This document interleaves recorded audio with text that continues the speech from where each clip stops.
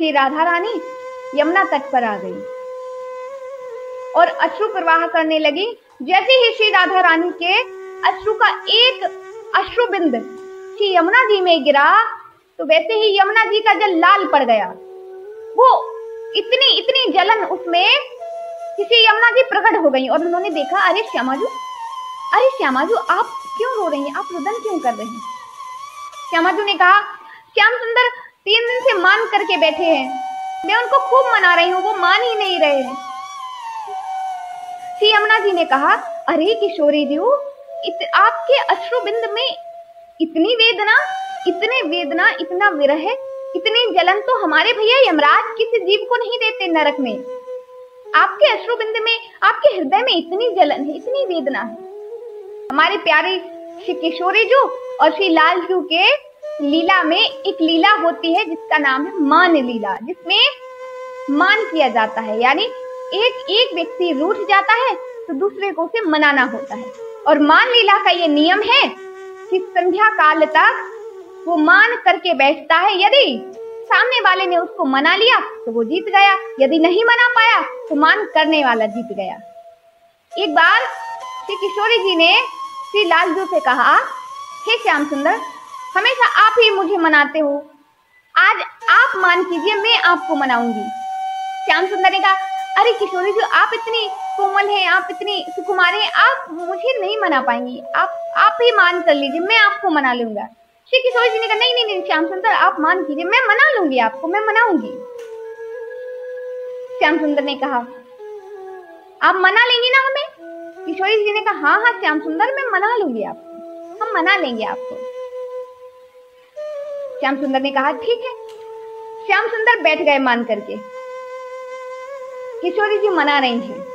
श्याम सुंदर को मनाने के लिए श्री किशोरी जी कभी तो उनकी पसंद का भोग बना के लावे, श्याम सुंदर नहीं माने, तो कभी उनकी पसंद का उन्हें राग सुनावे, श्याम सुंदर तब भी नहीं माने।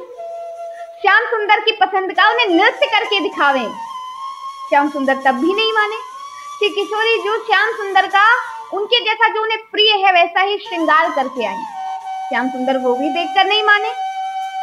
अब तो श्याम सुंदर को मनाते मनाते संध्या हो गई। संध्या हो गई तो श्री जी जाकर उनके साथ आज सिंहासन पर विराजमान हुई और कहा, श्याम सुंदर, हम तो थक गई, हम तो हार गई आपको मनाते, आप मान ही नहीं रहे, चलो अब मान छोड़ो, आप जीत गए, हम हार गए।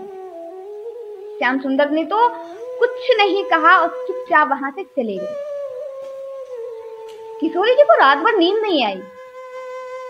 विचार कर, अरे ऐसे कैसे, मान लीला का तो ये नियम है कि संध्या काल तक तो मान छोड़ ही देना चाहिए, यदि हम नहीं मना पाए, हमने अपनी हार स्वीकार कर ली, फिर भी श्याम सुंदर नहीं माने।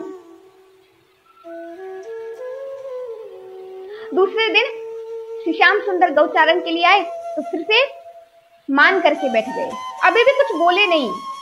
श्री किशोरी जी मनाए, उन्हें फिर से मनाए, उनकी पसंद की हर वो क्रिया करें जो श्री श्याम सुंदर को पसंद है, हर वो लीला करें जो श्री श्याम सुंदर को रिझाए, लेकिन श्याम सुंदर नहीं माने। अब तो श्री किशोरी जी के हृदय में एक वेदना होने लगी और कहते हैं, अरे श्याम सुंदर, ऐसे कैसे मान लीला, बताओ, हम आपको मना रहे हैं और मान लीला का नियम है, लेकिन आप मान नहीं रहे, अब तो मान जाइए, अब तो मान जाइए। श्याम सुंदर अब भी नहीं माने। दूसरे दिन ही श्री श्याम सुंदर नंद भवन चले गए बिना कुछ बोले हुए। श्री जी की हृदय की वेदना बढ़ने लगी। अब तो किशोरी जी ने रात्रि में विचार किया, यदि कल मैं प्रयास करूंगी और श्याम सुंदर नहीं माने तो मैं यमुना जी में समाधि ले लूंगी।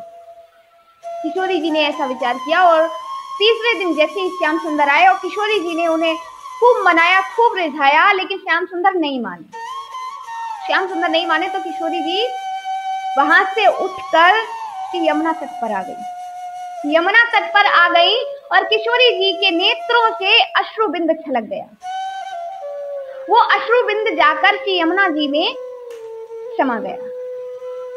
श्री यमुना जी को इतनी जलन होने लगी कि उनका जल का वर्ण रक्त वर्ण का हो गया, लाल पड़ गया। एक श्री यमुना जी प्रकट हो गई और उन्होंने देखा, अरे किशोरी जी, आप अश्रुबिंद क्यों बहा रही है? क्या हुआ किशोरी जी? आपको किसने सताया है?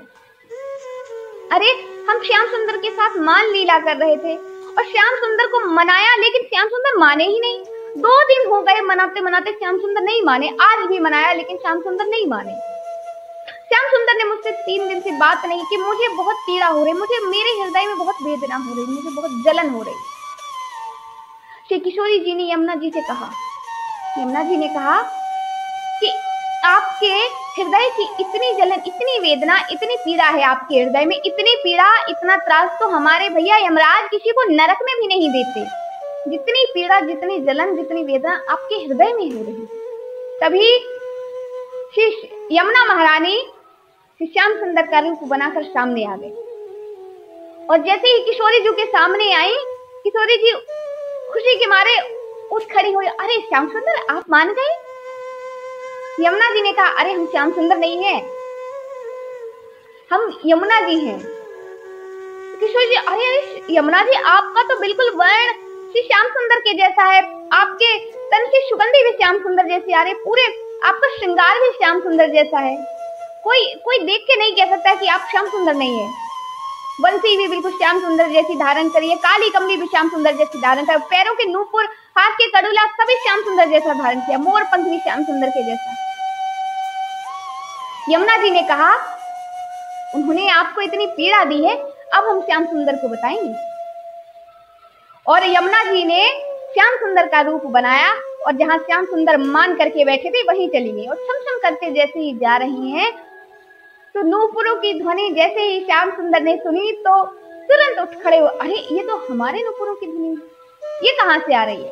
और जैसे ही देखा तो सामने से श्याम सुंदर चले आ रहे। यमुना जी श्याम सुंदर बनकर चली आ रही हैं। श्याम सुंदर ने देखा तो पास, अरे तुम कौन हो भैया? तुम कहां से आ गए? तुमने ये कैसा हमारे जैसा रूप बनाया है? यमुना जी ने कहा, अरे हम श्याम सुंदर हैं, तुम कौन हो? श्याम सुंदर कहने, अरे हम हैं श्याम सुंदर। यमुना जी ने कहा, अच्छा आप श्याम सुंदर हो, आप तो बहरूपिया हो।